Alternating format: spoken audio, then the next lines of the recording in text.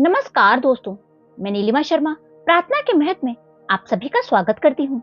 आज के हमारे इस वीडियो में मैं आपके लिए नवरात्रि के दूसरे दिन सुनी जाने वाली माँ ब्रह्मचारिणी की कथा लेकर आई हूँ। अगर आपको ये कहानी पसंद आए तो नीचे कमेंट बॉक्स में माँ ब्रह्मचारिणी की जय अवश्य लिखें। सनातन धर्म में नवरात्रि का खास महत्व है। मान्यताओं के अनुसार नवरात्रि के 9 दिनों में साक्षात जगत माता 9 दिनों तक पृथ्वी पर विचरण करती हैं और इन 9 दिनों तक माता के 9 रूपों की पूजा हर कोई करता है। शास्त्रों के अनुसार माता के 9 रूपों की पूजा करने से व्यक्ति के जीवन की सभी बाधाएं दूर हो जाती हैं। माँ दुर्गा की नव शक्ति का दूसरा स्वरूप ब्रह्मचारिणी माता का है। यहाँ ब्रह्म का अर्थ तपस्या से है।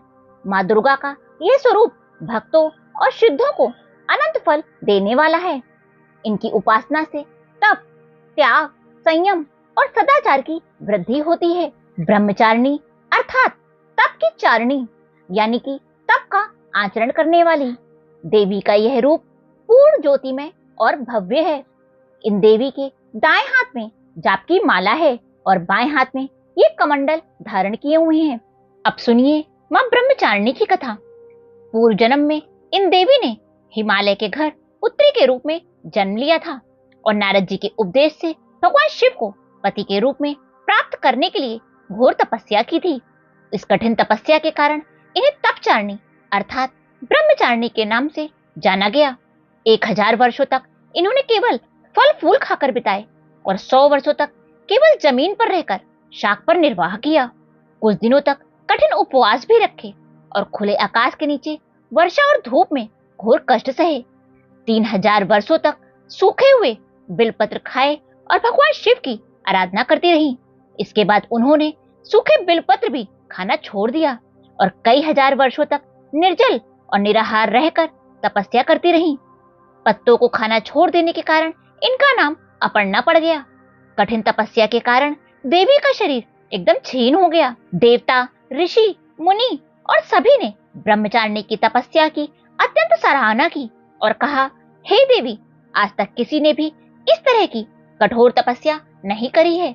यह केवल तुम्हारे द्वारा ही संभव थी। तुम्हारी मनोकामना पूर्ण होगी और भगवान शिव तुम्हें पति के रूप में प्राप्त होंगे। अब तपस्या छोड़कर घर लौट जाओ।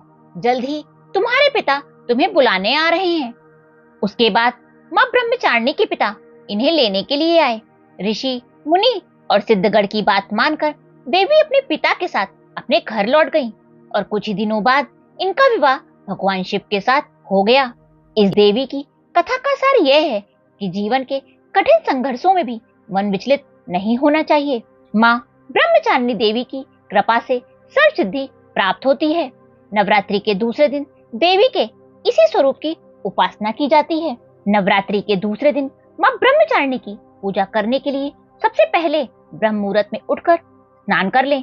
पूजा के लिए आसन पर बैठकर माँ का ध्यान करें और माँ ब्रह्मचारिणी की पूजा में ज्यादातर लाल रंग का इस्तेमाल करना चाहिए।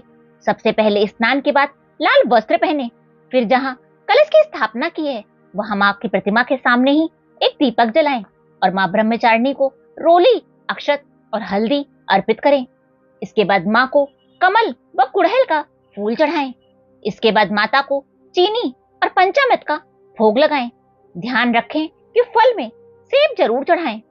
अब अगरबत्ती लगाएं और देवी माँ के बीज मंत्र का 108 बार जाप करें।